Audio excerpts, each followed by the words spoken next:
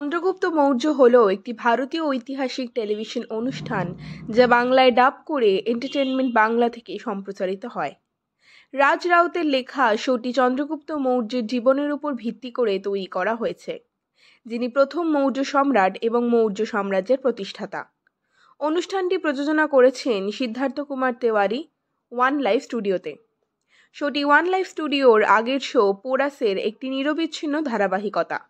এই সিরিয়ালে ফয়জাল খান চন্দ্রগুপ্ত মৌর্য চরিত্রে, তরুণ খান্না বিষ্ণুগুপ্ত চাণক্য চরিত্রে, ধননন্দ চরিত্রে সৌরভ রাজ জৈন, দুধারা চরিত্রে অদিতি সানওয়াল, মুরা চরিত্রে স্নেহা ওয়াঘ, রাক্ষস চরিত্রে নিমাই বালি, পাণ্ডবের চরিত্রে দীনেশ মেহতা, কৈবর্ত চরিত্রে বিনীত কাক্কর, পাণ্ডুগতির চরিত্রে মুনেন্দ্র সিং কুশওয়াহ, মলয়কেতুর চরিত্রে রমন ঠকুরাল, দামাত চরিত্রে প্রগতি মেহরা, রাজা চন্দ্রবর্ধন মৌর্য চরিত্রে বিশাল নায়ক, সেলুকাস আই নিকটের চরিত্রে বিকাশ ভার্মা, স্থূলভদ্র হিসেবে কৈবল্য ছেদা, তারিণী চরিত্রে বরখা সেনগুপ্ত, ভদ্রশাল হিসেবে কমলজিৎ রানা, ইন্দ্রজানকীর চরিত্রে হর্ষ মেহতা, তক্ষশিলার রাজা অম্বিরাজের চরিত্রে অঙ্কুর নায়ার, অম্বিকুমারের চরিত্রে রোহিত চান্দেল, পৌরব রাজ্যের রাজপুরোহিত হিসেবে বিবেক ভাল্লা, ব্রাউনি পরাশর মহাপদ্ম নন্দের ভূমিকায়, শুভদা চরিত্রে শম্বুল তৈকির, অগ্নিমুখের ভূমিকায় অভিলাষ চৌধুরী, দেবেশ শর্মা মাতণ্ড হিসেবে, দুর্গম দাগা চরিত্রে যোগেশ মহাজন, ঝিলম নদীর চরিত্রে পূজা শর্মা, পুরুষোত্তম হিসেবে লক্ষ্য লালওয়ানি, বামনির চরিত্রে আদিত্য রেড্ডিজ, রাতি পাণ্ডে অনুসুয়ার চরিত্রে অভিনয় করেছেন। পৌরবদের রাজা পোরাস এবং মেসিডোনিয়ার সম্রাট আলেকজান্ডার দ্য গ্রেটের মৃত্যুর পরপরই 323 খ্রিস্টপূর্বাব্দে অনুষ্ঠানটি শুরু হয়। আলেকজান্ডারের সেনাপতি সেলুকাস নিকটার এখনও ভারতে আছেন। তিনি অম্বিরাজকে ভাসিয়ে দিয়েছিলেন। তক্ষশিলার রাজা পৌরাসকে হত্যা করার পর পৌরব রাজ্য দখল করেছিলেন। চাণক্য একজন তক্ষশিলন ব্রাহ্মণ পণ্ডিত এবং পৌরব রাজ্যের প্রাক্তন প্রধানমন্ত্রী মগধে আসেন, যা অন্যায় ও নিষ্ঠুর নন্দ সম্রাট ধননন্দ দ্বারা শাসিত হয়। তিনি তাকে ভারত থেকে মেসিডোনিয়ানদের তাড়িয়ে মহাজনের পদে একত্রিত করার আহ্বান জানান।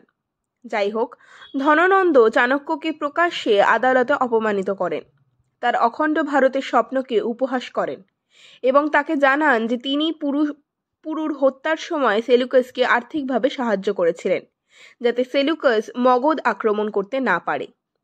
এটি চাণক্যকে নন্দ রাজবংশকে নির্মূল করার এবং মগধের সিংহাসনে একজন যোগ্য শাসক বসানোর ব্রত নিতে প্ররোচিত করে। চাণক্য চন্দ্রগুপ্তকে একজন কৃতদাসকে খুঁজে পান, যিনি বাস্তবে পিপলিভানের মুকুট রাজপুত্র, একটি রাজ্য যা ধনানন্দ দ্বারা ধ্বংস হয়েছিল, এবং তার মধ্যে একজন শাসক হওয়ার প্রতিভা থাকেন। ইতিমধ্যে ধননন্দ তার যোগ্যতাকে স্বীকৃতি দেয় এবং তাকে তার প্রিয় ছোট বোন দুর্ধারার দেহরক্ষী হিসেবে নিযুক্ত করে। ধীরে ধীরে দুর্ধারা চন্দ্রগুপ্তের প্রতি ভালো লাগা তৈরি করে। পিপলিভানের প্রাক্তন সৈন্য এবং জনপদ আশাকের রাজা বজ্রবাহুর সাহায্যে চন্দ্র একটি ছোট সেনাবাহিনী গঠন করে। চন্দ্রগুপ্ত একাধিক এনকাউন্টারে ধননন্দের মুখোমুখি হন এবং তার বড় ভাই গবিশঙ্ক এবং সেনাপতি ভদ্রশালকে হত্যা করেন।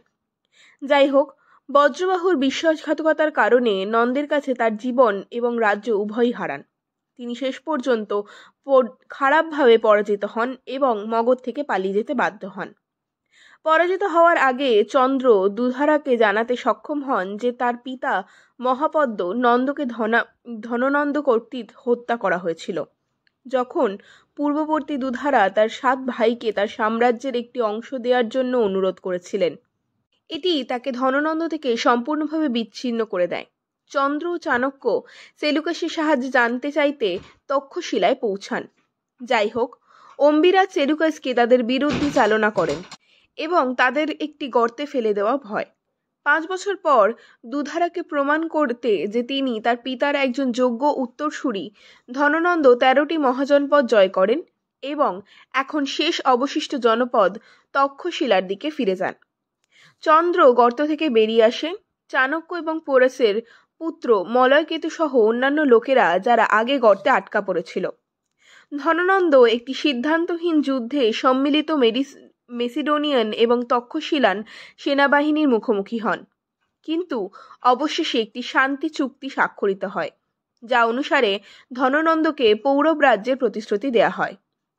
চাণক্য এবং মলয়কেতুর সাহায্যে চন্দ্র মেসিডোনিয়ান এবং পৌরব সৈন্যদের একত্রিত করেন, যা মগধন এবং তক্ষশিলন সেনাদের পরাজিত করে। অম্বিরাজকে হত্যা করে এবং ধননন্দকে মগধে পালিয়ে যেতে বাধ্য করে। পরে তিনি সেলুকাসকেও পিছু হটতে বাধ্য করার জন্য পৌরব এবং তক্ষশিলন বাহিনী ব্যবহার করেন। এইভাবে তক্ষশিলা এবং পৌরব রাজ্য দখল করেন। দুর্ধারা এবং চন্দ্র একে অপরের প্রেমে পড়ে এবং পরে বিয়ে করে। চন্দ্রের মুখোমুখি হয় ধননন্দ এবং শেষ পর্যন্ত ধননন্দ এবং তার অবশিষ্ট ভাইদের হত্যা করতে সক্ষম হন। এইভাবে নন্দ রাজবংশকে নির্মূল করে এবং মৌর্য সাম্রাজ্য প্রতিষ্ঠা করে। সেলুকাসকে বন্দী করা হয়, কিন্তু পরে এই শর্তে মুক্তি দেওয়া হয় যে তার মেরে ফেলা হেলেনা চন্দ্রকে বিয়ে করবে এবং সে ভারত থেকে চুরি করা সমস্ত সম্পদ ফিরিয়ে দেবে। অন্যদিকে চন্দ্র ভারী ক্ষতির সম্মুখীন হন। মলয়কেত নিহত হন এবং দুর্ধারা, যিনি মৃত্যুর আগে ধননন্দের দ্বারা ভুলভাবে বিষপান করার পর চন্দ্রের পুত্র এবং উত্তরাধিকারী বিন্দুসারকে জন্ম দেন। ধননন্দের প্রাক্তন প্রধানমন্ত্রী ব্রাহ্মণ রাক্ষস চন্দ্রের অগাধ জ্ঞানের কারণে তাকে রক্ষা করেন এবং তিনি তার প্রধানমন্ত্রী হন যখন চাণক্য তার অর্থশাস্ত্র গ্রন্থটি শেষ করতে যান। 208টি পর্বের সাথে এই সিরিয়াল 30শে অক্টোবর শেষ হয়। নিচে ডেসক্রিপশন বক্সে আমাদের ওয়েবসাইট netv4u এ গিয়ে সিরিয়ালের লিখিত রিভিউ পড়তে পারেন। এই সিরিয়ালের গল্প আপনাদের কেমন লাগলো তা কমেন্টে জানান। ভিডিওটি ভালো লাগলে লাইক ও শেয়ার করবেন এবং আপনি যদি আমাদের চ্যানেল আস্ক মির্চিকে এখনও সাবস্ক্রাইব না করে থাকেন